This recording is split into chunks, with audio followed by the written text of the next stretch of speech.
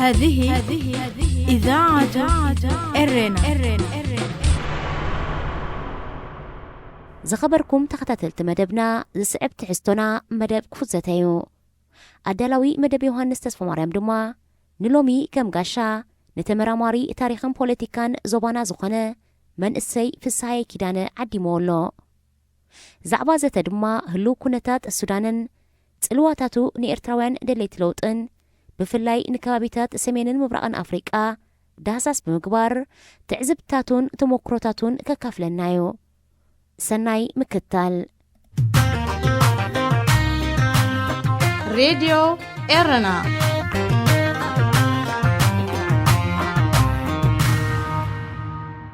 بمجمرتا بسم كلهم سمعت دمت راديو إرنا يمسكنك نزعدل نزجيزي هيبكا دلكا تمكرون حساباتن مستمعتي كتكافل زمرزكا أني دقيمة يمسكنك سلازي كم أتوي نسمعتي سلام تبالكام دسيبلني بزعبان نفس خامت اللالخام صبق مسلني غني الله جوني بساهي كيداني كاب ستوكولم شويدن ولد تولد كله بوتا شباب بعل عن شباب السودان عبيه كاب السودان كأني إرتراتنا بيونيفرسيتي مرأة تمهير بتاريخ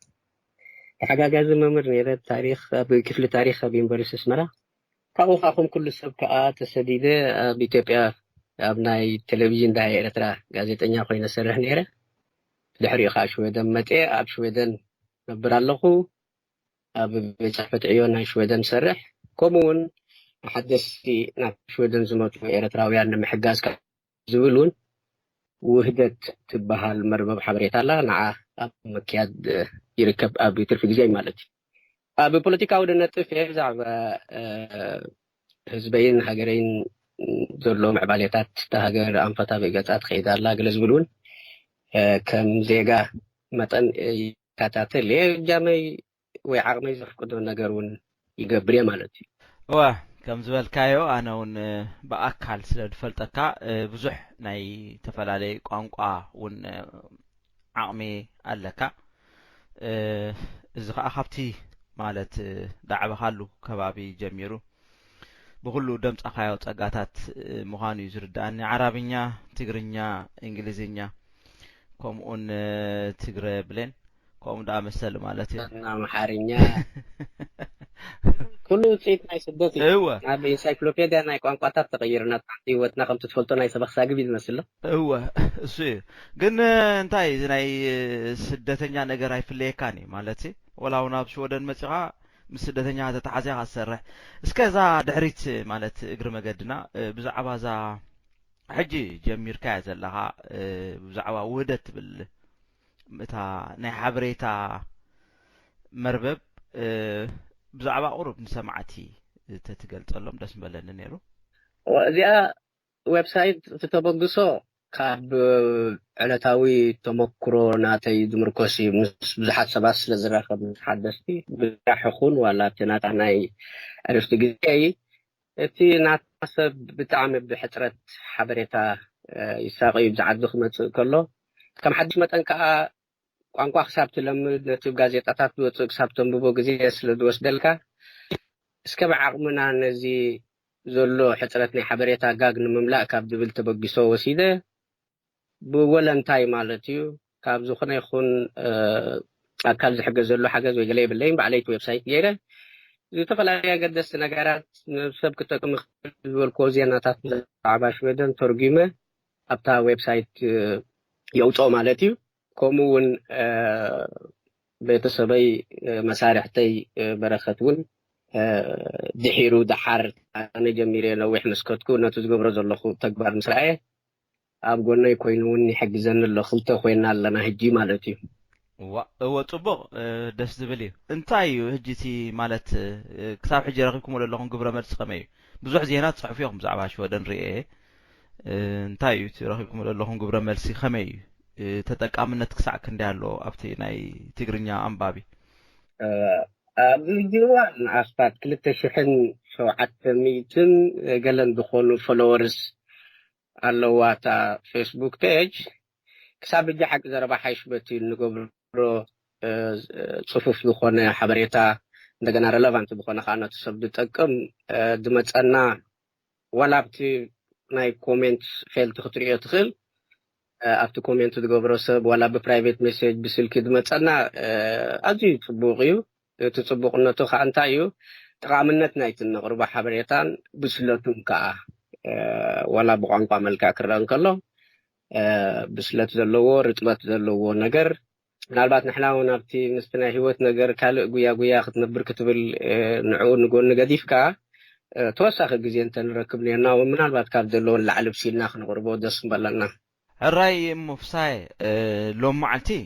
ዕድመይ ምስ ናይ ኣብ ሽወደን ደሎ ናትካ ዕለታዊ ተግባራት ስራሕን ኣበርክቶ ኣብቲ ናይ ፖለቲካዊ መዳይን ኣይኮነን ብዛዕባ ህልው ኩነታት ሱዳን ተዳዕበኻላ ዓዲ ከምኡን ተወለድካላ ሃገርካ ኤርትራን ከምኡን ተሰደድካላ ሓደ ግዜ ኢትዮጵያን ኣብቲ ከባቢ ዘሎ ጽልዋታት ናይ ፖለቲካን ክንደህስሲና በቀንዱን ትምህርትኻ ስለ ዝኾነ ሕጂ እንታይ እዩ ማለት ብዛዕባ ሱዳን ከም መእተው ክኾነና ምእንቲ ኣብ ዝቐረበ እዋን ኣብ ኣህጉርና ኣብቲ ኣፍሪቃ ዝበሃል ብዙሕ ለውጣት ኣሎ እሞ እንታይ እዩ ድካየድ ዘሎ ብሱዳን እስከ ኣብኡ ከለኻ ወይ እቲ ከባቢ ከዓ ብምልኡን ወላ ናይ ኣልጀርያ ክንሕዝ ንኽእል ኢና ናይ ተፈሊቓ ኣብ ዝቐረበ እዋን ካብ ስልጣን ምእላይ ካልእ እውን ከምኡታት ዳኣመሰለ ትንክፋ ኣሎ እሞ እስኪ ብሓፈሽ እቲ ከባቢ ቀርና ኣፍሪቃ ሰሜናዊ ምብራቕ ኣፍሪቃ ከመይ ኣሎ ብሓፈሻ ክንሪኦ ከለና እንታይ መስለካ እቲ ሰውራ ከምዚ ብስፍሓት ናይ መሬት ብኸይድ ዘሎ ይመስል ሱዳን ቅድሚ 2011 ደቡብ ሱዳን ተፈንጭሉ ቅድሚ ምኻዱሲ ኣብ ሰፍሓት ሃገር ኣብ ኤውሮጳያን ኣብ ኣፍሪቃ ነራ ሶሪ ምስተመቕለት ግን ኣልጀርያ ተኸላይት ዝነበረት ቀዳመይቲ ሰፍሓት ሃገር ኮይና ማለት እዩ ሕጂ ክልቲአን ሃገራት ከምዚ እቲ ኣረብ ስፕሪንግ ዝብሎ ወይ ድማ እቲ ዓረባዊ ጽድያ ሓሊፍዎን ተሳጊርዎን ዝኸደ ሃገራት ተባሂለን እየን ንግለጻ ነይረን ግን ኣብቲ ካብ ሰውራ ከዓ ምናልባት ኣይወፁን ማለት ኣይኮነን ሱዳናውያን ዝኩሉ ቱኒዝያውያን ግብፃውያን ክወፁ ከለዉ ቦደናታት ሱዳናውያን ኣልጀርያውያን ኣይወፁን ኣይኮነን ግን እቲ ማግኒቲድ ናይቲ ዝወፀ ሰብ ከምቲ ኣብ ቱኒዝያን ግብፅን ዝተረኣየ ኣይነበረን ማለት ብዙሕ ሰብ ኣይኮነን ወፂ ነይሩ ከምዚ ሕጂ ንሪኦ ዘለና ኣብ ክልቲአን ሃገራት ማለት እዩ ሱዳን ካብ ናፅነት ኣትሒዛ ሳልሳይ ግዜ ሚሊታሪ ኩ ወይ ድማ ወታደራዊ ዕልዋ ትርኢ ዘላ ሃገር እያ ኣብ ታሪክ ናይ ሱዳን ድሕሪት ተመሊስና እንተሪእና ከዓ ዲሞክራሲ መፅእ ብወታደራዊ ዕልዋ ኩለፍ ዲሞክራሲ መፅእ ብወታደራዊ ዕልዋ ኩለፍ ከምኡ ዓይነት እዩ ነይሩ እቲ ዝነውሐ ኣብ ስልጣን ኮፍ ዝበለ ግን ዑመር አልበሺር ዳርጋ ነይሩ እቲ ዝነውሐ ዕምሪ ዘለዎ መንግስቲ ታሪክ ናይ ሱዳን ምክንያት ናይዚ ከዓ ኣይ ቲንክ እቲ ብቓላ ዝኾነ ፖለቲካዊ ሕውስዋስ ወይ ድማ ናይቲ ሚሊታሪን ናይቲ ኢስላሚስት ናይ ክልቲኦም ሕውስዋስ ዝኾነ ብመንፅሩ ከዓ ገንዘብን ኣፅዋርን ዝነበሮም ክልተ ወገናት እዮም ማለት እዩ ተረዳዲኦም ነቲ ናይ 89 ዕልዋ ኣብ ልዕሊ ሳዲግ ኣልማህዲ ምስ ገበሩ ክኸዱ ፀኒሖም ድሓር እቲ እስላማዊ ሕብሩ እንዳጎደለ ኸይዱ ናብ ወታደራዊ ገፁ እንዳፀረየ ኸይዱ ዑመር አልበሺር ንቱራብ ምስ ኣጥሓሎ ማለት እዩ ሕጂ ናይ ሱዳን ከዓ እንታይ እዩ ብመሰረቱ ዘይ ፍትሓዊ ስርዓት እዩ ምሕራም ናፅነታት ሓርነታት ስማዊ ፖለቲካዊ ሰልፍታት ምርጫታት ኬትካ ዝጭወ ውፅኢቱ ዝጭወ ምርጫታት ብኸምኡ ዓይነት መንገዲ በቲ ኖርማል ፖለቲካል ቻነልስ ናይታ ሃገር ለውጢ ምምፃእ ዝሰልቸዎ ሕብረተሰብ እዩ ማለት እዩ ካልእ መንገድታት ክመፅእ ኣለዎ ንኩሉ እዚ ግን ከም ኣቀላጣፊ ባእታ ዝኾኖ ኣትሊስት ክንሪኦ ንኽእል ናይ ሱዳን እንታይ እዩ ድሕሪ እቲ ደቡብ ሱዳን ምፍላያ ቁጠባ ናይ ሱዳን ዳርጋ እቲ ፔትሮል ተመርኪሱ ነይሩ ዋላ እቲ መንግስቲ እውን እቲ ምፍላይ ናይ ደቡብ ሱዳን እቲ ዝበዝሐ ዒላታት ናይቲ ነዳዲ ዝነበሮ ክፍለ ምዃኑ ፈሊጡ ነቲ ኢኮኖሚ ዳይቨርሲፋይ ኣይገበሮን ዝኾነ ይኹን ስትራክቸራል ውጥናት ወይ ምድለዋት ኣይገበረን ነቲ ሕማቅ ግዜ ድሕሪ እቲ ናይ ነዳዲ ዒላታት ናብ ደቡብ ምኻዱ ማለት እዩ ሕጂ እዚ እዩ እቲ ስፓርክ ዝገብሮ ነቲ ናይ ባንዶ ናይ ዋጋታት ናይ ነዳዲ ገለመለ ኩሉ እዚ ተወሳሲኹ እቲ ቁጠባዊ ኩነታት ናይ ህዝቢ ሱዳን ድሕሪ እቲ ዝተፈጥረ እቲ ድጎማታት ዝገብር ነይሩ መንግስቲ ኣትሊስት ገንዘብ ናይ ፔትሮል ከሎ እዚ ምስከደ እንደገና ካልእ እንታይ ከኣት መንግስቲ ከዓ ኣብ ፀጥታውን ወታደራዊ መሓውር ዝምርኮስ መንግስቲ ነይሩ እዚ ንባዕሉ ሓርማዝ ዝኾነ ትካላት ብዙሕ ገንዘብ ዝደሊ ብገንዘብ ናይ ፔትሮል እናተመወለ ከይፀንሐ ንብኡ ካቲ ህዝቢ ከዓ መዕበሲ ኣፍ ቁሩብ ድጎማታት ትግበረሉ እቲ መንግስቲ ሃንደበት ኣብ ቁጠባዊ ጥፈሻ ገፁ ዝተፀግዐ እቲ ናይ ፔትሮል ገንዘብ ምስ ጠፍአ ድጎማታት ጠጠው ኢሉ መንግስቲ ኩነታቱ ንከመሓድር እውን ነቲ ዋጋታት ናይ ባኑደ ናይ ነዳዲ ክውስኽ ገለመለ ተገዲዱ ሰማይ ጠቀስ ዘቕቢቡት ገንዘብ ናይ ሱዳን ተሪኢኻዮ ብሪጋ ውፅኦሞም ነይሮም ዋላ ገንዘብ ክተውፃእ ይትኽእል ስለዚ እቲ ቀንዲ ብከምዚ መልክዕ ጀሚሩ ግን ፍሉይ ዝገብሮ ከዓ እንታይ እዩ ኣትሊስት ናይ ተመሳሳልነት ናይ ክልቲኡ ኦኬ ናይ ቡታፍሊቃ ናይ ኣልጀርያ እንተሪኢና ከዓ እቲ መበገሲኡ ኣብ ዊልቸር ኮፍ ዝበለ ማ ከዓ ቋም ንዑ ንኽጥዕሞ ኢሉ እቲ ውሱን ግዜ ክመራሕ ኣለዎ ሓደ ሰብ ዝብል እንዳቀያየረ ክበፅእ ፀንሐ ከም ዘለዎ ከዓ ክመርሖም ጌና ሓምሻይ ግዜ ክወዳደር ምዃኑ ዝብል ዜና ምስ መፀ ኣላዓዒልዎ እጂ እቲ ተመሳሳልነት ናይዚኦም ክልቲኦም ክንርኢ ከለና ክልቲኡ ብያንግ ጀነሬሽንስ ኣብ ግዜ ናይ በሺርን ኣብ ግዜ ናይ ቡታፍሊቃን ዝተወልዱ ያንግ ጀነሬሽንስ ደላዓልዎ ናይ ኣልጀርያ እንተሪኢና ንኣብነት ዳርጋ ፍርቂ ህዝቢ ኣልጀርያ تحت 27 زعدنيهم من سياتهم مالتي ننوعون بسقطة ولاتي دحلف عرب سبرينغ حليفومي مخنياتو اتناي تسعتات دحرينايو سيفيل وور نيرو تي اسلاماوي سلفي كعوات ابدو قربلو ميليتاري تاتاتيو تهاجر ابتي بتسليم موال فلت استات 100 شحد خون هيوت ناي سبزو سد تسليم حلوف ناتهم السوي زخاخرو سلو زنبورو بتعدستي يوم حليفهم ونو تأرب سبرينغ ها مالتي اجي ناي سودان كأخمو انترينا غا تسب كاوم انتاي قنفلو يدو قبرو ناي زيوم كلت يوم يانج جنريشنز زبالنايو اب سودان نابنات افتي ان اورغانايزي كينيرو تنا الجيريا اتليست بفيسبوك قلم الله قلم دا قبركا يوتسب وتيو مالت اورغانايز قبر اقل من يلكان غتحدث مخنياتو تن بوليتيكان سلفتات الجيريا حدث منغستي بزح ايا فقدني نيرو انت فقدون ونت انت فقيدن زلواون كمزي كوبتي قبرون مالتي يغزووتي فيبر تو لويالتي نايتن سلفتات يغزوو دارغا مرچا كلتشحن كلتن ترينا دارغا عزو وحدي نابتي مرچا خدمت يلو خيدو بالجيريا مالت مخنياتو تدمطلو ነገር ونحنتو بتيت كم دي متصل تفلت وسقيلكا ورقه اتخاذ مت تتعوات بتفليقات خوينو فيكا تصنيحكا سو مخاديد ليكاني مالتي اب سودان ግን እቲ ፕሮፌሽናል ኣሶሲዬሽን ዝበሃል ናይ ሱዳን ናይ ማሕበር ናይ ሞያውያን እዩ መርሖ ነይሩ እንታይ ግን ፍሉይ ዝገብሮ እዚኦም ሰባት እዚኦም ካብቲ ዝሓለፈ ተመክሮታት ናይ ኣረብ ስፕሪንግ ዝተማህሩ እዮም ንምንታይ እንተይልና ከዓ ካብቲ ኣብ ኣረብ ስፕሪንግ ዝደጋጠመ ፀገማት ብፍጹም ኣብ ክልቲኡ እንድሕሪእናዮ እዞም ሰባት እዚኦም እዞም ንኣሽቱ ያንግ ጀነሬሽን ንብሎም ዘለና ብምንም ተኣምር ገለ ሱር ናይቲ ዝሓለፈ ኣብቲ ሃገር ዝገዝእ ዝነበረ ሰልፍታት ኣብ ተሓዲስ ፖለቲካዊ ወጋሕታ ክቅልቀል ኣይደልይዎን እዮም ዘለዉ ማለት እዩ እቲ ንደልዮ ዘለና ክሳብ ዘይተገብረ ከዓ ካብዚ ንእለን ኢና ኣብ ዝብል ኩነታት እዮም በፂሖም ዘለዉ ምናልባት ትፍልሊ እንታይ ክኸውን ይኽእል እዩ እቲ ቡታፍሊቃ ምስ ተኣልየ ምናልባት እቲ ስልጣን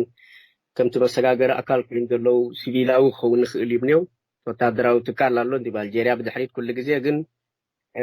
I think Bouteflika ኣብ ስልጣን ካብ ዝመጽእ ከእቲ ፓወር ካብቲ ሚሊታሪ ናብቲ ሲቪል ስቂል ካራ ብስታም ፓርላሜንት ወይ ድማ ዝበሎ ዝቀሉ ዓይነት ፓርላማ እንዳ መስረተ ነቲ ወታደራዊ ትካል ካብቲ ጽሉኡ ማለት ናጽነት ዘምጽእ ኤፌሌን ዝበሃል ክስታይ ነይሩ ነው ጽሉኡ ካብ ፖለቲካ እንዳረሓቆ ይኽመጽእ ጸኒሑ ማለት እዩ I think أو خمان ريزن الله سومان صاروا تطوق بالمخنيات علينيت ما جبرمو كما تسلت الحوالات تونيزيا تريناون كم زي كلاينتليست إيكونوميز بحال سقيلو بين عالم شجرون نتي إيكونومي عدلوه تو تدراو تكال وانت ربحين بران كابتنا بين عالم سرعات بخمو مخادو سقيلو عينو تعني تريوه مالتي سلازي إذا تماساس على تعلم سلازي أموداتي فرنايتي سورا نمرأي دحر دبلو مثلاً ويتو تقبروا زلوا نقرات دو كبلو ኣይደልዩን ስክፍታታት እውን ኣሎ ክሳብ ክንደይ ትዞባዊ ኣብቲ ዞባ ዝኸይድ ዘሎ ቁርቁሳት ኣብቲ ዝሑል ኪናት ናይቲ ማእከላዊ ምብራቅ ኣብቲ ድሕሪ ናይቲ ዲፕሎማቲክ ክራይሲስ ናይ ኣብ መንጎ ቀጠርን ስዑድን ገለ ዝተፈፀመ እቲ ኣሰራርዓ ዝተፈላለያ ሓይልታት ንሕሪናዮ ቱርኪ ምስ ቀጠር ምስ ኢራን ገለ በዚ ከዓ ግብፂ ሳዑዲ ዓረብያ ኣረብ ኤማሬት ኣብ ሓሳብ በይነን ገለ ማለት ኢዶም ኣብ ሱዳን ከምኡ ዓይነት ስክፍታታት ኣሎ ማለት እዩ ወላ እኳ እቲ ኣፈኛ ናይቲ ግዝያዊ መሰጋገሪ ወታደራዊ ባይቶ ተሪናዮ ንሕና ነዚ ሃገር እዚ ንክንመርሕ ፕላን ሒዝና ዝመፃና ሰባት ኣይኮናን ፀጥታን ርግኣትን ክነረጋግፅ ኢና ንስኹም ቶም ፖለቲካዊ ሓይልታት ኢኹም ነዚ ፍታሕ እዚ ተምፅዎ ንሕና ደቂ ስዋራ ዳሃብ ኢና ኢሉ ስዋራ ዳሃብ ንኑሜሪ ዝገምጠለ እዩ ኣብ ዝቐረባ ግዜ መይቱ እሱ ፍሉይ ኣብ ሙሉእ ዓረባዊ ዓለም ታሪክ እንድሕሪናዮ ንመጀመርያ ግዜ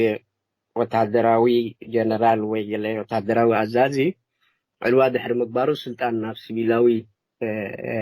መዳይ ዘሰጋገረ እዩ ነይሩ ማለት እዩ ኣውላድ ንሕና ደቂ ስዋራ ዳሃብ ኢና ክብል ከሎሲ ስልጣን ናይ ክንሕዝኒ ኢና እንታይ ደኣ ናብ ሲቪሊያን ሩል ክነሰጋግር ኢና ማለት እዩ እጅ ስክፍታታት ኣሎ እዩ ንኣብነት ብሶኒ ምስ የመን ኣለና ሰራዊትና ቅፅል እዩ ናይ ኩነታት የመን ዝብል እውን መግለፂ ውፅኦም ሬድዮ ኤረና ናፃ ድምፂ ኤርትራውያን ኣቀዲምካ ሲ ብዛዕባ ቁጠባ እውን ትንክፍ ኣቢልካ ነርካ ንሱ ድማ እንታይ እዩ ቁጠባ ሰሜን ሱዳን ሲ ብናይ ደቡብ ሱዳን እዩ ተመርኪሱ ነይሩ ስለዚ ድማ እቲ ቁጠባ ደስዓቦ ኣውራፅ ሳዕቤን ማለት ኣብ ናይ ባኒ ኣብ ናይ ነዳዲ ኣብ ናይ ገለ ወሰኽ ናይ ክብሪ መነባብሮ ደምፆ ሳዕቤን እዩ ማለት ንሓደ ካብቲ ለውጢ ዘካየደሉ ማለት ኢና ኢልና ሕጂ እንታይ ኢኻ ሓተካ ደልያ ንመስለካ ማለት ቁጠባ ሰሜን ሱዳን ሲ ሰሜን ሱዳን ብሕርሻ ሃብታም ምዃኑ ይድፍለጥ ማለት እዚ ፈለግኒል ዝበሃል ባዕሉ ሲ ብኡ ስለ ዝሓልፍ ትሕርሻታት ናይ ጡጥ ይኹን ካልእ ምህርትታት እውን ተመሳሳሊ ናይ ስምስም ናይ ካልእ ቦታታት ብምሉእ ብዙሕ ከም ዝኾነ ይድንገረለን ሕጂ ዘን ሃገራት ኣብቲ ከባቢ ዘሎ ብሙሉአን ናይ ሕርሻ ሃብቲ ኣለወን እናተባህላ ከሎ ብፍላይ ሱዳን ኢትዮጵያን ግና ብድኽነት ከዓ ክሕመሳ ትርኤን ማለት እየ ሕጂ ኣቀዲሙ ቅድሚ ነዳዲ ምምፅኡ እውን ቀደም ቅድሚ ነዳዲ ምምፅኡ ሱዳን ብሕርሻ ትናበር ዝነበረት ሃገር እያ እንታይ ግን ነቲ ቁጠባ ሲቲ ተራይ ነበሮ እንዲሁ ክሳዕ ክንድዙ ድያ በቃ ወላ ሓንቲ ነገር ዘይብላ ሱዳን እዋ ሕጂ እንታይ ኣለዎ መስለካ ጆዲ ዳች ዲዚዝ ድብልዎ ኣሎ ኣብ ፔትሮል ዘለዎን ሃገራት ኩሉ ግዜ እዚ ዳች ዲዚዝ እንታይ መስለካ እተን ሃገራት ካብኡ ብቐሊሉ ገንዘብ ክርከቦ ፅቡቅ ገንዘብ ክርከቦ ዝኽእል ነገር ስለ ዝኾነ ኣብኡ ጥራይ ምርኮሳ ነቲ ኢኮኖሚ ናተን ዳይቨርሲፋይ የገብርኦን እየን ካላ ኣብዚ ክርድኦ ዘለና ካኣቲ ናይ ሕርሻን ሸመንተ the bread basket of the world ደገለዮም ድብልዋ ነይሮም ንሱዳን ንቕዶ ምሳን ኣውስትራልያ እዮም ዓለም ተጠሚኾ ድሕልዎ ዝኽእሉ በቲ ክንደይ ፈለጋት ስንጥቕዋ ገለ እንታይ ግን ኣብዚ ሓደ እቲ ናይ ኣጀዚራ ዝበሃል ናይ ኮቶም ፕላንቴሽን ድዩ ገለ ብዙሕ ናይ ሕርሻ ቦታታት ዓፂዩ እቲ ስርዓት እቲ ሙሉእ ብምሉእ እቲ ምርኮሳሲ ኣብቲ ኣታዊታት ናይ ፔትሮል ኮይኑ ሕርሻ ዳርጋ ሓደ ኔግሌክትድ ኮይኑ ካልኣይ ንስዑዳውያን ኣውፈርቲ እንተሪእናዮ እዚ ናይ መግቢ ፀገም ደገለ ዝበሃል ኣብዚ ስዑዳውያን ኣውፈርቲ ክንደይ ቦታታት ኣብኡ ክህብዎም ሳልሳይ እቲ ግራውቲ ወይ እቲ ከምኡ ዓይነት ናይ መስኖ ሕርሻታት ገለመለ እውን ብፌቨር ነቶም ደገፍቲ ናይቲ ስርዓት ዝኾኑ ወይ ሰበስልጣናት ገለመለ ክስታይ እንዳገበሩ እጂ እንታይ እዩ እቲ ኣብ ሕርሻው መዳይ ነቲ ወይ ንደገገፁ ይኸይድ ትፍርያት ምክንያቱ ብኢንቨስትመንት ንካልኦት ንስዑዳውያን ዘንገለ ህቦም ወይ ካልኣይ ነቶም ነቲ ስርዓት ዝድግፉ ሰባት ወይ ገለ ዓይነት ህቦም ሳልሳይ ከዓ እቲ ኔግሊጀንስ ማለት እዩ እዚ ሓደ ነይሩ በቲ ወገን ናይ ሕርሻ እጂ እቲ ሙሉእ ብሙሉእ ዳርጋ 100% እኳ ተደይበልካዮ ብብዙሕ ኣብዚ ናይ ፔትሮል ገንዘብ ተመርኪሱ ዝፀንሐ እሞ ከዓ ሕማቅ ግዜ ይመፅእ ኣሎ ኢሉ እቲ መንግስቲ ከዓ ነቲ ኢኮኖሚ ዳይቨርሲፋይ ክገብሮ ብዙሕ ስቴፕስ ብዘይ ምውሳዱ ምኻድ ናይቲ ፔትሮል ንቁጠባ ዓንዲ ሕቆ ቁጠባዊ ዓንዲ ሕቆ ናይቲ ስርዓት ረማዕ ከብሎ ተገዲዱ ማለት እዩ IMF ኣታትዩ ሪስትራክቸር ክገብር ደልዩ ፕላን ክገብር ኢንፍሌሽን ዶ ገለ ብዙሕ ፀገማት ኣጋጢሙ ኮታስ ሕጂ እዚ እንታይ መልክዕ ንሪኦ ቀንዲ ምንጭ ናይቲ ዘይፍትሓዊ ስርዓት ኣካይድኡ ህላዊኡ ኣብቲ ፀጥታውን ወተሃደራዊ መሓውር ድምርኮስ እቲ ፀጥታውን ወተሃደራዊ መሓውር ከዓ ተጠቃሚ ወይ ድማ ተመዋሊዩ ካብዚ ገንዘብ ናይ ፔትሮል ይድምወል ነይሩ ምክንያቱ ታሪክ ናይ እንታይ ካትብሎ ከምዛ ዓይነት ስርዓታት ኩሉ ግዜ እቲ ቀንዲ ፓብሊክ ሬቨኒው ናቶም ዲክሪዝ ክገብር ከሎ ወላ ምክንያቱ መልካዊ ስርዓት ንምስራት ከም ድኳን ይጆኒ ደዋጻካ ድኳን ኣይትምስርት ኒኻ ወጻኢታቱ ካብቲ ኣታዊታቱ ዝበዝሓካ ዓይነት መልካዊ ስርዓት መሪሕካ ክትከይድ ኣይትኽእልን ኢኻ ብሜክሲኮ ገለ ዓመታት ኣብ 70ታት 80ታት ከምኡ ሓንቲ ሰልፊ ነይራ እቲ ፐብሊክ ሬቨኒው ወይ ኣታዊታት ነቲ መልካዊ ስርዓት ንምምዋል ብኽእሎም ዝነበረ ገንዘብ ክንክምስ ጀመረ ሓንቲ ፋይዳ የብሉን ስቂልካ ከምዚ ነዚ ስርዓት ዝምሕዳር ኢሎም ገዲፎሞ ዲሞክራሲያዊ ለውጢ ወፂኡ ማለት እዩ ስለዚ ብዙሕ ቁጠባ ዝሓትት ክንደይ ኔትወርክ ናይ ስፓይስ ክትምውል ክንደይ ኔትወርክ ናይ ሚሊታሪ ክንደይ ገለ ምክንያቱ ኣብ ከመዓል ኤርትራ ሴኩሪቲ ሚሊታሪ ብዙሕ ደይ ረብሕ 4-5 ሰባት ጥራይ ዝረብሕሉ ስርዓት ኣይኮነን ነይሩ ሱዳን ሓራይ ሕጂ በኣር ነገርካ ንኻብ ኮነ ናይ ኣልጀሪያ ተዛዚሙ ይመስል ኢልና ኣለና እቲ ምንቅስቃስ ዕልዋ ወይ ከዓ እቲ ቅያር ማለት እዩ ናይ ሱዳን ይቕፅል ኣሎ ኢልና ኣለና ኣህጉራዊ ማሕበረሰብ ድማ ዝተፈላለየ ግብረ መልሲ ይህብ ኣሎ ንኣብነት ስዑድ ዓረብ ነቲ ንወታደራዊ ምሕደራ ናይ ብተሓጓስ ክትቅበሎ ከላ ውድብ ሓድነት ኣፍሪቃ ይኹን ምዕራባውያን ከዓ ስልጣን ንሲብል ክርከብ ሓቲተን ኣለዋ ሕጂ እቲ ዘሎ ማለት ብሓፈሽኡ እንተርኢና ኣብ መንጎ ወታደራት ዶ ወይ ሲቪላውያን ወይ ፖለቲካውያን ሲቪላውያን ኣብ ማሕደርቲ ኣብ ዝብል ዘሎ ነገራት ከም ዘለዎ ይርአ እዩ ሕጂ ከመዮም ቶም ናይ ተቃወምቲ ናይ አልበሽር ከመዮም ነይሮም ኣቀዲሞም ከመዮም ድመስሉ ነይሮም ሕጂ ነዚ ዘሎ እንተ ተዋሂቦም ስልጣን ሲ ክቅበሉ ይኽእሉ ድዮም ክመርሑ ወንሱ ኩሉ ግዜ ማለት ከምዚ كنت أنصار حدا دخلنا سرعات ختقالس كلها كل جزء مررخا ترز كمزي هزباو نعب خريه خلنا سي أمارات الداليخا دبقس عينتا يكونن كل جزء 214 سلفتات الله أب السودان جيت ببوليتيكا حبرو خد قلص خلها أوكي توم ناي ترابي قال مالز نبرو خابتي سلطان كاب مسبشير قال مستقرات أوزو تلو أمالو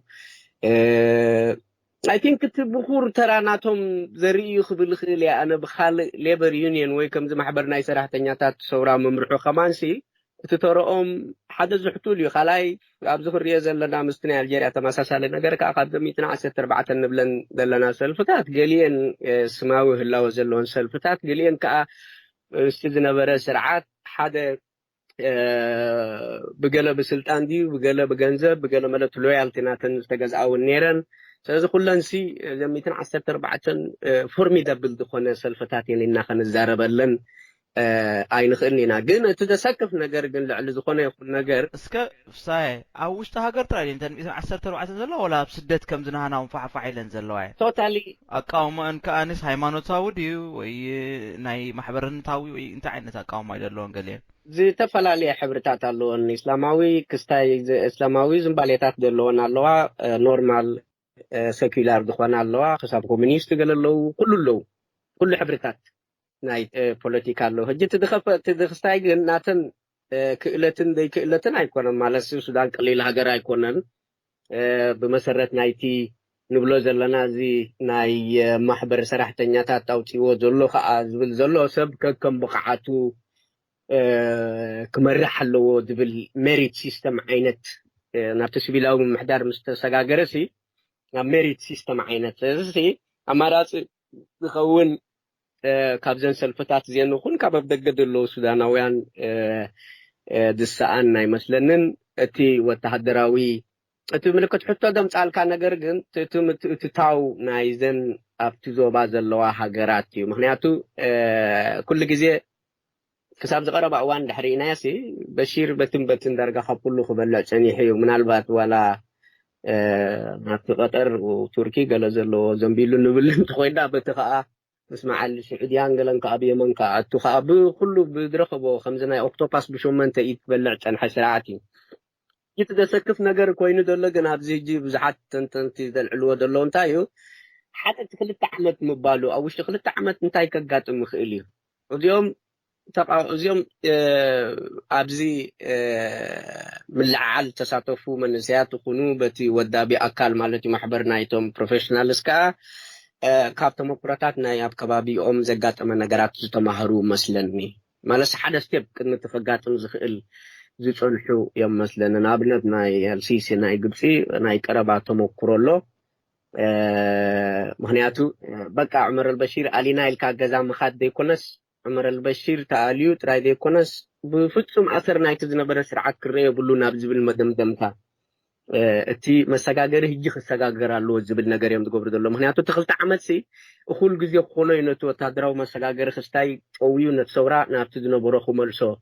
زبل سكفتاتات اللهم بسولوسون لؤخات ناي سعود عربني ناي امارات نخيدوم نيروم مستي كونسل تراخيبهم وزراريبهم كالي عثمان الحسين زبهال طه عثمان الحسين زبهال بيت صحفة بريسيدنت ناي البشير سرح نبره ببوليتيكاو تتاو مس ناي دغ حيلتات تطرطيرو كابتي بوليتيكاوي مغابايا ناي بشيرن ناي تسلطانون تنقسيلو ناب سعوديا خيدو اما خاري ناي ابتنغوساوي بيت اما خارو خوينو سرح نبره لك عز غربا معالتات مستوم عبالات ناي ميليتاري صبوق زمدنا لو زبهال سب عز غربا غزينو سودان تمليسولو سلازي السو كونكشن سابت ميليتاري لو منالبات كتقوملو خوليوم زبل نغارات الله مالتي هجي مزو تفطيرو دلو ملوات ناي سلطان سعودن اماراتن ابتو تادراو تكالين زياده فوكاس يرن زلوا مخنياتو اند حرينا قدم دارغا خافتي اسلاماو منقسقاس ناي سودان ايدن زحقبا هاغراتين اب سبعاتات ثمانياتات قلملتي ناشونال اسلاميك فرونت دبهال ناي ترابن قلن زنبره طبعا بزح تمويلو مود باتا خابتي ناي صدام نكويت مسوررا خا انصار سعود عرب እንደገና ምንታይ አሜሪካውያን ወታደራታ በመሬትኩም እቲኹም ገለ ዝብል ስዑዲ ሕማቅ ዝምድናታት ይነሮም በድሕሪኡ ዳርጋ ካፍቲ እስላማዊ እንቅስቃሴ ኢዶም ዝሓጸቡ መስሉ بخالو وغنون منالورات اجي تي اسلاماو زمباله كله دخل حيل مسقطر ايران تركي يزمبلي دبل غمغام سلازلون زياده تكرن ابتي ميليتاري كونسل يزلو لزبوكوزي مقيار ناي سلطان كتقمالو لكع كمتي ترابي ناب مسدام تطويلو انصار سعودن قلم مسكونه بتناي قال فور ايران عد الرخيبه من السودان داتوت عراق واقع وعد الرخيبه ان خند ايران تكياب السودان داتوت تجي خاز يوم قالك نزبوتا متكاتا خونو منالبات هلاو ناي تركي تناي سواكن نبلو زلنا زلو سون نمعلو وتادراوي زعرفو تادراوي صلوا علو تاو صلوا بلعل قبصلو جغرافيكالي تاريخايو بوتو بلاس فيت نفيت نيو مع الحجاز قوتي خماننا بسعودي زيتات اللو مالتي سلازي ولاون كمتي قالتن تنتو تقلصوون بمسرتو تناي تركي بلاننا بسواكن نتن كاب مبراق خابرحو مبراق زمات مراخب اب كندنا بدبي داتوا زقرب معرفي او خغبرلن نعنو متواي لعلمي زبلون الله اسواي سيتو ددراتنا يستفلاليا وذبات ابتو زوبا زرينا زلو مالتي لازم تزعبي سكفتا زغلتا عمد دبلو دلو تقبلنا تركب دي ركبن انت رخيبو منالبات كيچويو مسمت تتاو نايزن بكوخ ملأ نتي تفطيرو دلو زدليا زلو حيلتات بفلاي سعودن اماراتن مستو تادراو تكال غيرن كي غبرا سكفتات الله إرنا هنا إذاعة إرنا الدولية. طي قال أسعيبة حتى قال اللي دلو خوسي نابتن كباب دلو هاجرات نايتن كندي بمريت قرواب تزغنا ኤርትራን ኢትዮጵያን ህግደፍ አቀዲሙ ንስርዓት አልበሽር እስላማዊ ምንቅስቃስን ኣብቲ ከባቢ ብምዝርጋሕ ብመገዲ ቱርኪ አቢሎም ድምወሉ ከም ዘለው ብምግባር ከሲሶ ነይሩ ስርዓት አዲስ አበባውን ከምኡ ንአልበሽር በተፈላለየ ምክንያት ከጠንቆቆ ይጸኒሑ ሕጂ ሐቀኛ ስእል እንታይ እዩ ትብል ንስኻ ማለሲ تين حفشاوي سي جيوبوليتيكاوي ربحاتن ግርጭታትን ተንጎረባብታ ሃገራት ሲ ምስሱዳን ከመይ እንድመስላ بمسرته ناي وصائي ዝምድናታቱ ኣብ ሃገራዊ ረብሓ ናይተን ሃገራት ዘይኮነ ብፍላይ ኣብ ሱዳንን ኣብ ኤርትራን ማለት እዩ ብቀጻልነት ናይ ስርዓታት ማእከል ዝገበረ ፖሊሲ ዘለወን ሃገራት ኢና ንዛረብ ዘለና ድውንኖ ነገር የብለንን ከምዚ ናይ ዝሕል ኩናት ሶቪየት ሕብረትኒ ኣሜሪካን ነተን ሳተላይት ስቴትስ ዝበሃላ ዝነበራ ከም ድላየን ብገንዘብ ናብ ዝተቀየር እንዳበላ ብቅይሮም ዝነበራ ኣብ ሓውድ ረኸብሉ እቶም ክስሕኑ ዝኸዱ ስርዓታት እዮም እዚኦም ብሓፂሩ ናይ ኤርትራ ተሪና ወላ ናይ ክልቲኦም ሱዳን ኤርትራንስ ካብ ጅባ ናይ መንኢኻ ትብሎ ኢራን በልዑ ነይሮም ሃንደበትካ ካልእ ጂኦፖለቲካዊ ኩነታት ምስ ተፈጥረ ከዓ ተመሊሶም ከዓ ተገምጢሎም ናብቲ አንጻር ቀፅሪ ይኸዱ ማለት እዩ ስለዚ ብሓፈሻተን ሃገራት ዓረብ ነዚ ቦታ እዚ ሕጂ ብሰፊሑ እንታይ እዩ ውልቃዊ እቲ ነፀብራቅ ምግልባጣት ናይዞም ስርዓታት እዚኦም ውፅኢት ናይቲ ድቃየር ፖሊስታቶም ወይ ገለ ዘይኮነሲ ኣብ በቲ በዘን ሃገራት ዝኸይድ ፖለቲካ ዝግዛእ ኣብቲን ማእከላይ ምብራቅ መንጎን ዘሎ ነፀብራቅ ናይቲ ዝሕል ኩናት መንጎተን ሃገራት ናይ ማእከላይ ምብራቅ መንጎቲ ስዑድያ ግብፂ እንደገና ሕብራት ኢማራት ዓረብ በቲ ሓደ ሳይድ ከዓ ቱርኪ ቀጠር ኢራን ውፅኢት ናይዚ እዩ ከምዚ ኢዶዝራዊ ኩናት ኣብ ኣፍሪካ ቀፂሉ እቲ መንጎን ዘሎ ግጭታት ገለ ዝብል ነገር ናቱ ነፀብራቅ ምክንያቱ እዚ መንግስታት እዚ መሬቱ ከካርዝ ደሊ ሰባክን ህብቲ ተዓሰብ ህብ ትገለህብ ከምዚ ሆቴላት እዩ ማለት መንግስቲ ኢልካ ክትገልጾ ከማ ቁሩብ ደሰክፊ ተመለክዒ ደርባሓና ወይ ህዝብና ዝኸውን ነገር ዘይኮነሲ ሎሚ ጆን ጅቡ መሊኣላ ምስ ኸይደ ጽባሕ ጅባኻ ምስ ተወደአት ከይደ ምስ ካልእ ኸይድ ከምኡ ዓይነት መርገጽ ዘለዎ መንግስታት እዩ ሕጂ ኣትሊስት ክትርድኦ ኮይንካ እቲ ኣብ መንጎኦም ዘሎ ጭቅጭቅ ከዓ ነቲ ዝሰፍሐ ኣብቲ ቦታ ብኸይድ ዘሎ ወጣቂ ዝኾነ ፖለቲካዊ ምዕባለታት ምርኣይ የድሊ ማለት እዩ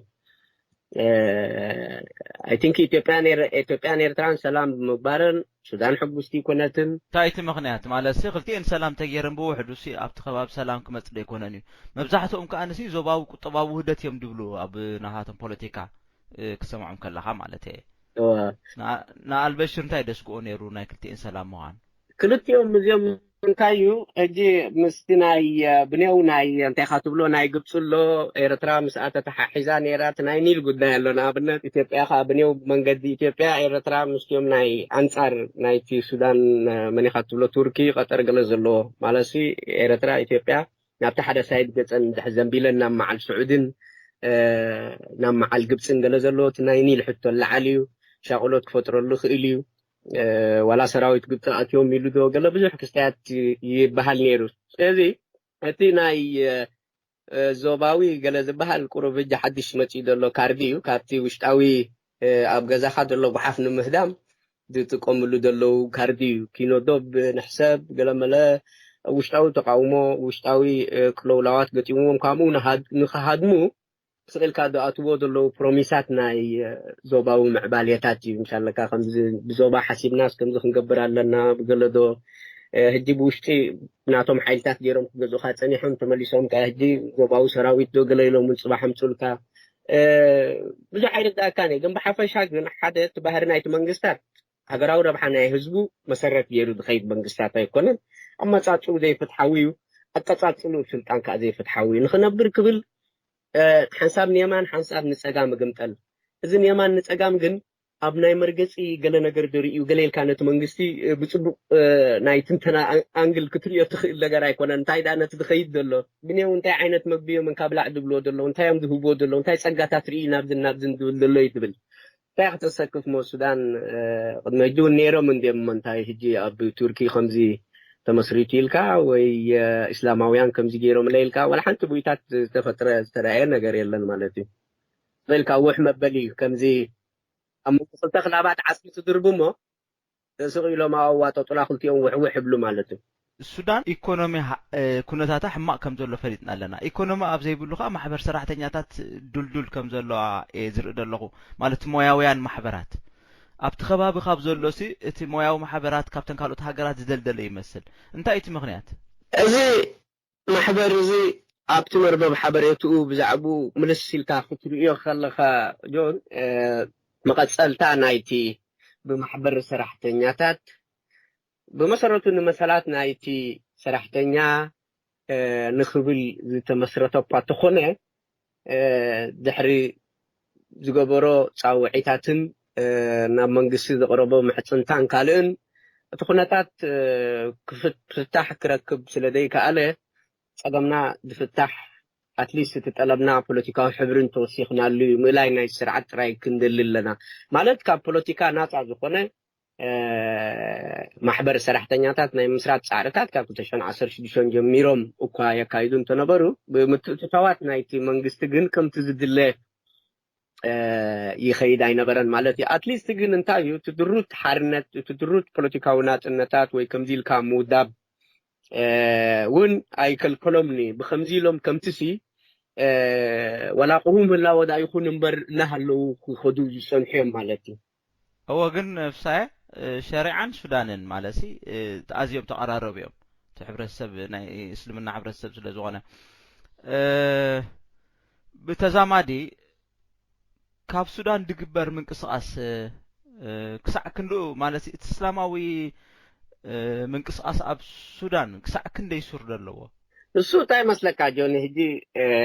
حدا كنريو دلنا نجر الله نالبات حزبي اب سودان دحريني ريناياسي دارغا زتفل عليه بوليتيكاو سنه حساب استفتنلو ميداي كومونيستس نيروم سغيل كاسيكيلر دخونا منغستات نيرو اسلاماوي نيرو زناي موداتا دحر رسيعو كمان البشير حدا غزي طب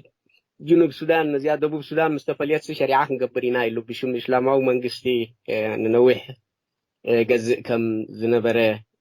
رسيعو مالتي I don't think بناتي الردا ذا انت مسلكا جوني I think it's حفشاويتي more liberal than Islamic طموحات دلو سلاماو سلفيري أنا يبل مالتي إذاعة الرنا الدولية صوت أريتري مستقل راديو الرنا ناصا دمص إرتراويان أوكي صباح بار انتاينا نبللنا مودعتا نعب السودان بتزامادي بزي كسارا تزازيمو ويدمانا مززام قصولو دبل الرأي لنعي مويان محبرات كأزيادات سمعنت كم زنورم رئينا لنا وتهدراوي ولا نايتاون دارغا مستهز بزوغن مسلطم تحتوت ترادك نسيوخ زيادة كل زنعاق اي نبرن اتمن سيون كم زبالكا خابت خبابي تماهيرو كاب بعل قبط تونيزيا تمهاري يمثل سلازينتي نغلو واغا زلو عينت نتحبرسب لو خمس زخل عينت من قصاص جيرو يخيد علون بناله ازي ناي سودان نعبن لوطن نعنا كم إرتراويان كم يزبل تصلوا علوه أبتناي وشتاوي بوليتيكاوي تصلواتنا إرترا مغنياتهم بوزا حسابات كم زي أبزين رئيدلنا حجي أبزناي محبراو ميديا وشتغك اير دلو حساباتنا إرتراويان ناي سودان أب إرترا خدقاميو لومي أب سودان تقبره من قصاصنا هيزمنا عبن صباحا كأنا أب إرترا نفتح خقباريو كبلو يسمي عمو انتا يتعزبتخا خمي تصلوا اللوني إرتراويان سنتا عينت أبنت كخون خيل وي انت عينت انقا أخوة دخل تهزبي خابزي وكل جزء انت يلا مسلكا خمزي دومينو إفكت زبهالالو غربيت كاد جزء نبرات كد جزء تدلي السلو جن كا قرب أبو مالت أنصار أبتي أبي رترا دلو خناتات بدقة كتير خلخاسي أب السودان أب النتيجة تريناسي بتزامد انتاي نحن بالدلينا انتاي نزي أب الجيريا ولا بسودان ولا بتونيزيا ولا بقبسي تكندي بمسرتو وتستاون وتهدرون تكالات ناي حدا ديكتاتوريو سرعات يقدعون كتفلطو تدلي خاطة نايزيرو ساعتي خاتفلطو انتاي مالتي ولا دايفوت وخلصو إلو كخيد دي خئلي اتي تستاون وتهدرون كستاي وتنايزيرو ساعات نسمتت جن سايد كغيري خئلي بعلو جن تبقسو خوصدي خئلي دبلمنك يبلينا أنا سلازي اتو ماغنيتيود نايتو دوات سب ويتو بزحي نايتو دوات سب سلاماكو سلف خقبر أزيو أقداسيو السلخ أتنت بمخيرو ناي لو تخمصدي ويست سرعاتنا تتقاوم همو يزبل نقر أب آياتا محلقو دخونت نتلو مالاتي انتايو حدا سرعات ستاونو تهدراو محاورا لو بمولو 1,000 2,000 3,000 ዝኾኑ ሰብ ሰላማዊ ሰልፍን ተወፅኦም ነዚኦም ክረግጾም ይኽእሉ ፀገም የብሉን ብሙሉእ እቲ ህዝቢ ናይታ ሃገር እንድሕር ወፂኡ ግን ልዕሊ እቲ ናይ ፀጥታን ናይ ወታደራዊ መሓውርን ናይ ምጭፍላቅ ዓቕሚ ይኸውን ካልኣይ ክንፈልጦ ዘለና ሎሚ ከዓ እቲ ሜድያ ሪቮሉሽን ኣሎ ኤቭሪቲንግ ኣብ ከሰላ ተጋጥም ወላ ብልኡበይ ተጋጥም ወላ ብዳርፎር ተጋጥም ሎሚ ሶሻል ሜድያ ኣሎ ዓለም ዳይሬክትሊ ዎች ይገብሮ እዩ ብመንገዲ ሶሻል ሜድያ ገይሩ እቲ ኢንተርናሽናል ሪአክሽን እውን ኣሎ ማለት እዩ ሕጂ እንታይ ማለት እየ ትካላት ንሪብ ሱዳን ትንፋስ ዘለዎ እዚ ትካላት እዚ እቲ ህዝቢ ምስ ወፀ ብሙሉኡ በቲ ፀጥታውን ወታደራዊ መሓውር በቲ ፀጥታ ይኹን በቲ ፖሊስ ይኹን ዑመር አልበሺር ነቲ መጀመርያ ዝተበገሰ እኮ ስታይ ክገብሩ ፈቲኖም እዮም እንዳስፋሕፈሐ ምስ ከደ ግን ቢዮንድ ደ ኮንትሮል ምስ ኮነ እቲ ስቕ ኢሉ ዝፀንሐ ክዕዘብ ወታደራዊ ትካል ከዓ ከይዱ ንበሺር ኣልይዎ ማለት እዩ ሕጂ እንታይ ማለት እየ ንሓደ ስርዓት ኣብ ኤርትራ ፖሲቢሊቲ ኣሎ ዶ ናይ ከምዚ ዓይነት ነገር ኢልካ ክትዛረብ ከለካ ባህሪ ናይቲ ስርዓት ምድህሳስ የድልየካ እዩ እንታይ ማለት እየ እቲ ፖኬትስ ኦፍ ሬዚስታንስ ዝበሃሉ ኣሎ ወይ ፑል ኦፍ ሬዚስታንስ እንታይ እዚ እንታይ ዓይነት ትካላት ኣለዉ ፖቴንሻሊ ኣንጻሩ ክግምጠሉ ዝኽእሉ ወይ ፖቴንሻሊ ነዚ እንታይ ክትብሎ ክመርሑ ዝኽእሉ ወይ ገለ ክትብል ክትክእል ኣለካ ሓደ ትካላት ዝበሃል የለና ኣብ ኤርትራ ውልቃዊ ስርዓት እዩ ውልቃዊ ምልካዊ ስርዓት ክንብል ከለና እንታይ ንስሙ ህዝባዊ ግንባር ንዲሞክራሲን ፍትሕን ዝበሃል ሰልፊ ኣሎ ንስሙ እቲ ሚኒስትሪ ምክልኻል ወታደራዊ ክስታይ ኣሎ ግን ኣብቲ ናይ ሱዳን ተሪኢና በቲ ትገብሮ ኣበርክቶ በቲ ትኸዶ ትምህርትን ዘሕለፍካዮ ተመኩሮታትን ኢኻ ኣብቲ ወታደራዊ ትካል እንዳደየብካ ትኸይድ ኣብ ኤርትራ ግን ከምኡ ኣይኮነን ኣብ ኤርትራ እቲ ትካላት መሳርሒ ናይቲ መላኽ እዩ ንፊልጶስ የደይቦ ንስብሓት ፍሬም የውርዶ ልክዕ ከምዚ ናይ ዳማ ፀወተሎም እዚ እንታይ ማለት እዩ ትካል ኣሎ ኢልካ ክትዛረብ ከቢድ እዩ እቲ ባህሪ ናይቲ ስርዓት እንድሕር ሪኢኻዮ ፐርሶናሊስት ዲክቴተርሽፕ እዩ ፐርሶናሊስት ዲክቴተርሽፕ ነቲ ወታደራዊ ትካልን ነቲ ፀጥታን ባዕሉ ናቱ እዩ ልካ ከምዚ ናይ ቀዛፍት ነበረ ከም መሳርሒ ዝጥቀመሉ ከምዚ ዓይነት ትካል ኢልካ ክትዛረበሎም ኣፀጋሚ እዩ እሞ ከምዚ ናይ ቀዛፍት ዝበልካ እሲ ቀዛፍስ በቲ ህዝቢ ብሓፂር እዋን ተዓልዩ ኸይዱ ሓደ ደይጠቅም ቆልዓኻ ቀቲልዎ መወዳእቱ ትካላ ስለዘየለ وحجي تهزب سي مالتي انت مرير ووديو مالتي حجي زقرب اوان ناب حزب ኤርትራ ተራእይ እንታይ ተይልና እቲ መንግስቲ ባዕሉ ብፍጹም ጌጋታ ስለዝበዝሐ ንዕቀት እንብዛ ስለዝበዝሐ ማለት ኣብ ተፈላለየ ስምማዓት ገብር ኣብ ውሽጢ ቀይሕ ባሕሪ ሓድሽ ፍጹም ህዝቢ ክጻወሮ ዘይክእል ዓይነት ናይ ቀይ ኣብ ሓይል ባሕሪ ኢትዮጵያ ክምስረተሉ ዘኽእሎ ምጽፋፋት ምድላዋት ከም ዝወድእ ዝሕብር ብዙሕ ማዕለያ ዘይብሉ ሓበሬታ ይወጽእ ኣሎ እዚ ኩሉ እናኾነ እንተ ትትካል ደይብሉ ኮይኑ ህዝቢ ቶም ኣባላት ጸጥታውን ቶም ታሕት ወድእዘ ዝነብሩ ደይዘዝሉ ግዜ ምስ መጽሐ ቶም ወታደራቱን በቀንዱ በዓል ማለት ሲ ወታደራዊ አገልግሎት ፍጹም ስለዝኾኑ ንሶም ንህዝቦም ኣብ ዝኾነሉ ግዜ ሲ እንታይ ሞተር ፈዳሞ ትካላት ደይብህላው ድበለጽ ኣይከውኒ እወ ሕጂ ንምንታይ ኣነኹም ኢለ በቲ ጀሚረ ማለት እዩ ኩሉ ግዜ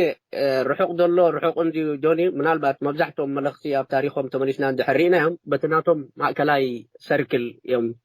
تعاليوم ويقول لك وينو وديقم مالتي هجنتا يقبل دليل تو possibility كابتي كمزي ميليتاري وتادراو تكال تصاوتو تراب السودان خصاوت تماساسال عينت تكال لنا ديقو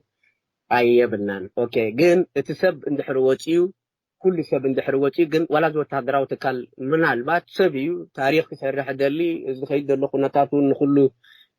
سربرايز كم زغبرو غلا عينت نغرينا نسمع دلنا حنت فلت لينا خمز مذهب كم دلو دبل خلو تعتفنچو 30 عام تقاليسم اجنتا من خمز عينت هاجر خليف كان اي محاب مذهب كم دلو ينفلت لينا اجنتا وزيوم سبات زيوم ابز تكالي نبلو دلنا ولا تكالي انتلنا يبلم سوتهم زمرصوم حنت خبلو زي كلو سبات يوم سلازي خابزيوم كمصلو زخل possibility رحوق ينخبل لينا وقت يصنيحه قال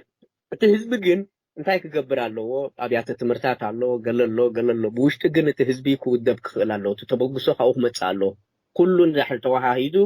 ተወዲቡ ወፂኡ እሳ ምክንያቱ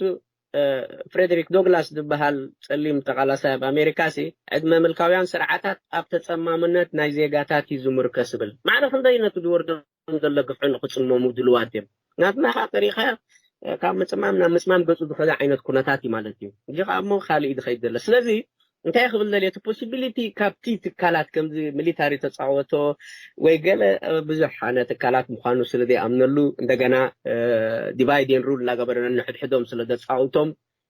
ተዋሃሂዶም አንጻሩ ክሓስቡ ይኽእሉ እዮም ወይ ገለ ዝብል ብውሽጢ ካብኡ የብለይ እንደገና ናይ ገበናት ሕቶ ኣሎ ክንደይ ገበናት ተቆማጢዖም እዮም እዚኦም ሰባት እዚኦም ስርዓት እዚ ሒዞሞ ናብ ደልሃመት ክኸዱ ወይ ምስኡ ክነብሩ ተዘይኮይኖም ወይ ከዓ ምናልባት እዚ ንኸይድ ዘሎ ነገር ክንሰርቕ ንኽእል ኢና ክነጠፋፍእ ሰብ ክንብድል ንኽእል ኢና እዚ ኸይድ ዘሎ ነገር ግን ብዋጋ ሃገር ኣሕሊፍና ንህብኒ ኢና ዝብል ሓሳቦም ተቐይርዎም ኢትስ ኣናዘር ፋክተር እጅቲ ኣብዚ እንታይ እዩ ኣብ ሱዳን ምእላይ ናይ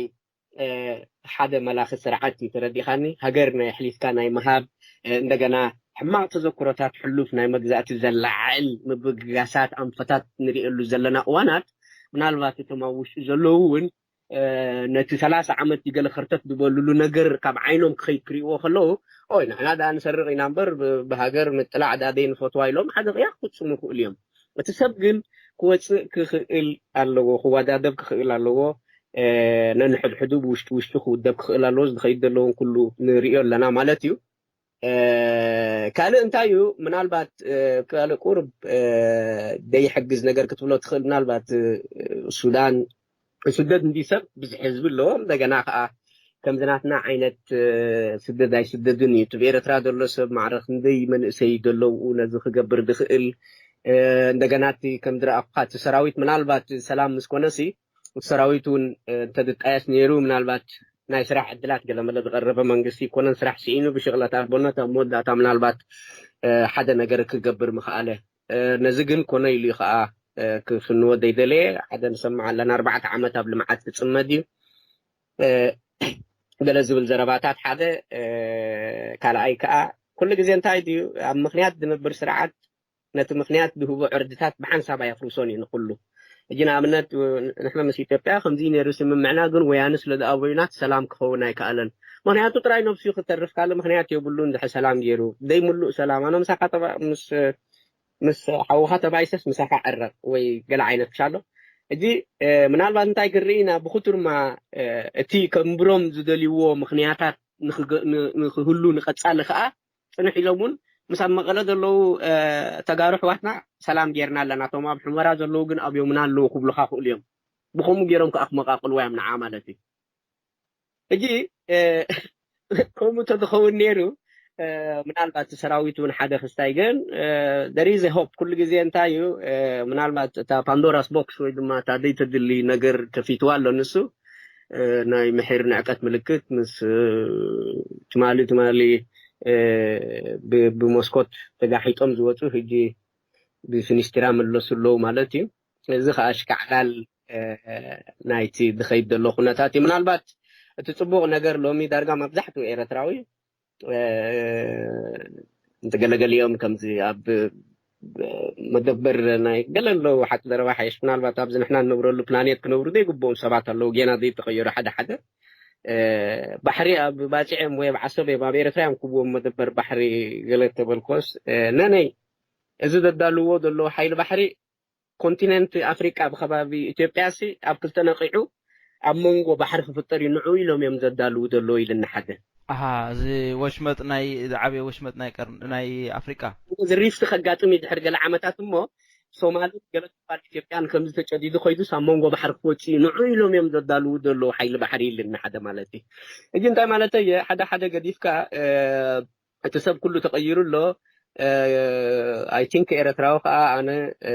ርግፀኛ እየ دحسينا زعبي نجار تليو تجرهنا نحن كم يانج جنريشن ولا حنت نفلت يلن ثم بتقول تعالوا الشباب كمان كم زعينت مدب كم نبردي فلتون إحنا بينكم فلتين كان جوني السودان والسودان سادي قال ما هاد انت عينت مدب نيروح تحتيت كانهم من السل كان خير لذي تمود أعتقد كم دنتصر الله كله بواقع داقة نايتي لو نت يدخيد الله زبيرة تراخ نزي دكو خفيلو دمتو ناتنت نزينا بقليل سقيلو دريو يمثلن كم زغه ساي امونغو زربخا مود اتاي انتايو اب سودان سي قديم كان تايتمنكا 114 دخونا سلفتات الله عائل كان يركامو ሕጂ ህዝቢ ኤርትራ ብዙሕ ግዜ ኣብቲ ዝዛረቦ ኣብቲ ፖለቲካዊ ምንቅስቃስ ውሽጢ ኣትዩ ክዋሳእ ክደሊ ከሎሲ ግን እዘን ሰልፍታሲ ይበዝሓ እየን ኣብ ሓደ ተድኾና ሓደ ተደይኮይነን ከመይ ክኸውን እዩ ገለ ዝብል ኣሎ እሞ እዘን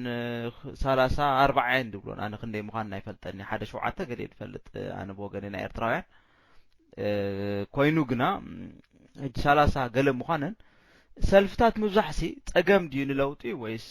ፅቡቅ እዩ ብወገንካ هو انتاي هجي نحنا بدي جوني انتاي مسلكا نحنا اذا كل سبب قالس دلو بقنعنا مالتي ابتعدي سلطان كاب ديكتاتوراوي سرعات منزيعكا سلطان حزبي ركبكا ناصا ديمقراسياوي تحاويت بخونت هاجر بمسرات دبلي هجي እቲ ምብዛሕ ናይ ሰልፍታት ምኽንያት ይመስለንን ምኽንያቱ ኣብዚ ኮን ካን ክትግህዶ ብደገ ኮይንካቲ ንብሎ ዘለና ነገር እቲ ሰልፍኻ ከም ሕብሩ ሒዝካ ይኸይድ ኣብ ድመፁ ዘሎ ሓራ ኤርትራ ብትፍትሓዊት ኤርትራ ንብላ ዘለና ብዘይ ገድስኻ እቲ ልክዕ ዕዳጋ እዩ እኳ እቲ ውድድር ወይ እቲ ዲሞክራሲያዊ ኩነታት ብኩሉ ግዜ ከም ድላይ ካብ ተመስሊካ ከም ሰልፊ ትወዳደር ሰብ ቆፅሊ ሂበካ ትመፅእ ኣብ ስልጣን ሕጂ ግን ግዚኡ ኣይኮነን ማለት እዩ ኣትሊስት ነቲ ውሽጢ ዝኸይድ ዘሎ ነገር ተስፋ ንክንኮኖ ገለገለ ከም ምክንያት ጥቆምሉ ሰባት እውን ኣፎም መዕበሲ ክንገብሮም መታን እንታይ እዩ ዋ ከመይ ጌርካ ነዚ ስርዓት ገዲፍካ ኣብዚኦም ትኸይድ ብወገን ብሃይማኖት ብዓልየት ብገለመለ ገለ ከምዚ ኢሎም ዘለዉ ገለመለ ኣይ ቲንክ እቲ ብደገ ዘሎ ተቃውሞ ሰልፍታት ሲቪክ ማሕበራቱ ክንገለኹን ኣይ ቲንክ ኩነታቱ ከመቻቸ ኣለዎ ምስሉ ከፅብቅ ክኽእል ኣለዎ ፖለቲካዊ ቋንቁ ከመሓይሽ ክኽእል ኣለዎ ከም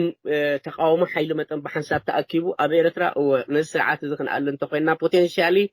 ኣበየን ነዚ ስርዓት እዚ ዊክ ፖይንትስ ናቱ ኣበየናይ መን እዮም እቶም ነዚ ስርዓት ክግምጥሉ ዝዓበየ ተኽእሎታት ዘለዎም ነዚኦም ከመይ ጌርና መዓልታዊ ኣብ ጎኒ ፍትሓዊ ሕቶ ህዝብኩም ደው በሉ ኢልና ፖለቲካዊ መልእኽቲ ንሰደሎም ድብል ሓደ ዓይነት ነገር ከምዚ ይድላ ኣሎ ሓደ ምዃን ኣብዚ ማለት ኣብ ኔው ብሓደ ዓይነት መንገዲ ኺዱ ማለት ኣይኮነን ኔው ካልእ ነፍሱ ድኸኣለይ እቲ ስርዓት ምስ ተኣልየ ነገራዊ ዕርቂ ተገይሩ ገለዲ ተገይሩ እቲ ሰብ ተኣኻኺቡ ናብ ከምኡ ዓይነት ዲሞክራሲያዊ ኩነታት ምስ ኣተወ ሽዑ ጆን ናትካ ትምስርት ውድብ ኣነ ናተይ ውድብ ምስርት ነፍሲ ወከፍ ሰብ ናቱ ውድብ ምስርት እዚ ዘሎ ተሃላልዋ ግን ሓጋዚ ኣይኮነን ነቲ ድኸይድ ዘሎ ብውሽጢ ተስፋ ክኾኖ መታን ከምዚ ዘለዎ ሓጋዚ ይኮነን እዚ ናይ ይኣክል መልእኽቲ ክሓልፍ ቀኒ ፅቡቕ እዩ ነንሕድሕድና ነቲ ስርዓት ይኣክል ኣብ ነንሕድሕድና ዘለዉ እውን ዝቐንዕ መልእኽታት ነይሩ ከምኡ እዚ ሰብሲ ክሓብር ክኽእል ኣለዎ ሓደ ድምፂ ሓደ ሜድያ ሓደ ስትራቴጂ ገለ ክህልዎ ክኽእል ኣለዎ ምክንያቱ ታተልእኹ ምውዳቕ እያ ኪነ ምውዳቕ ዘሎ ዲሞክራሲያዊ ሃዋሁ ከም ድላይካ ጌርካ ክትንቀሳቐሰሉ ትኽእል እዩ ኣብ ውሽጢ ዝጅምር ዝኾነ ይኹን ምንቅስቓስ ከዓ ብደገ ዘሎ ኩነታት ዘይምችእ ተስፋ ዘይህብ እንተኮይኑ ክፀልዎ ይኽእል ይበኣሉታ هذه إذاعة إرنا هنا إذاعة إرنا الدولية حراي الخبر كافساي بوغاني زنبرن حتو زيني نيره ودي الله اموداتا نسخا في لايك تبلوت دلي مزي زلعلنا راسخون خل وي كيكون تعدل معها بكا انا حق زربا حيش انتهي دبل كلها ኤርትራዊ ተባራበር ንጣሕ ተኽነታት ብግቦ አንብቦ መንግስቲ ሓላፋ እዩ ህዝብን ሃገርን ግን ተረፍቲዮም ገዛ ሃሊኒ ኢልካ ጠዋይ ፖለቲካዊ ሓሳብ ኣይትደግፍ ምክንያቱ ገዛኻ ፅባሕ ፍትሓዊ ስርዓት ምስ መፀ ገዛኻ እዩ ክትወስዶ ኢኻ እዚ ሃሊኒ ቤተሰበይ ስለ ዘለውኒ ኢልካ እክስታይ ኣይትኹን ሃገርን ህዝብን መተካእታ የብሎምን ስርዓታት ግን ሓለፍቲ እዮም I think እቲ ፅቡቕ ነገር ከዓ ኩሉ ሰብ ሎሚ ከም ዝሪኦ ዘለና ዳርጋ ነቂሑ ፀላኢኡ ኣለልዩ ኣብ ዘለወሉ እዋን ኩላትና ተኸባቢርና ብሓንሳብ ሓደ ኮይና ኢና መልእኽቲ ንኸይትስዕሮም ገንዘብ ገይሮም ገለ ገይሮም እበታትኑኻ ባዕልኻ ክትበታተነሎም ግን የብልካን ክትነቕሓሉ ኣለካ መልእኽቲ ዕድመ ስልጣኖም ከናውሑን ዓና ክበታትኑና ፃዕሪ ክገብሩ ከለዉ በንፃሩ ንሕና ክንእከብን ክንተሓቋቑፍን ተበታቲና በብጉጅሌታት ገለመለ ዘይኮነሲ ህዝብን ሃገርን ንምድሓን ኩላትና ጎናዊ ፍልልያትና ካልእ ፍልልያትና ንጎኒ ገዲፍና ሓደ ንኾነሉ እዋን እዩ ጀርመንን ኣሜሪካን ሶቪየት ሕብረትን هتلر العالم كورايلو مس أب درجة مستقرارة أمريكان سوفيتن نبتي نبزحول كينات داتولو خناتات كمتسو مخانون دافلو تخلو جنتاي نكبر نزن خلتي أنا خطف دليل حيلي سميرنا فأيو مجمريا إلهم مالتيو جراند ألاينس دبهال مسريتهم هتلر كأتساعيرو ود نسبلتو وج تي أمونغونا نمونغو خمد نبرنا وان وج محزنة تختيميو زحول كينات أمونغو خمد مونغونا ندي ترفيلهم سلذي كلت استفلاليو أجا أنصار حدث على أخذت من كلو حدا حزب نحنا أنصار حدا تعي تمثيلو كم قول حي دم بناءتيو نتن كابتنان مالنان سلام دخل دلو دسنت دلو دين خنلو مخنيات يلن سلذي لبي نعبي I hope أسران 4 قنبوت فغرباء دلا صدخيد دلو تصفتات جن عدنا ولا نحنا ونبز عد سدت بوغلنا عدنا خيدنا عدنا نقلقل اللوخ نتاك فترنا ون تصفى قبر لو تمتصال أجوكم مجونا يغني اللي جوني زخبر كاف ساي غيدانا بلبي يمسكنكا قال أقات أميتاتون أب حدش معبالة نايت كبابينا أبزر كبال وان أورا ناي سودان ناي إرتران كومو ناي هاجرات عرب كله عدونا قاشانا يخا سلازي يغني لنا أب كل سرحة عوتنا سالتون من يلك thank you جوني يغني لنا يلا thank you راديو إيرنا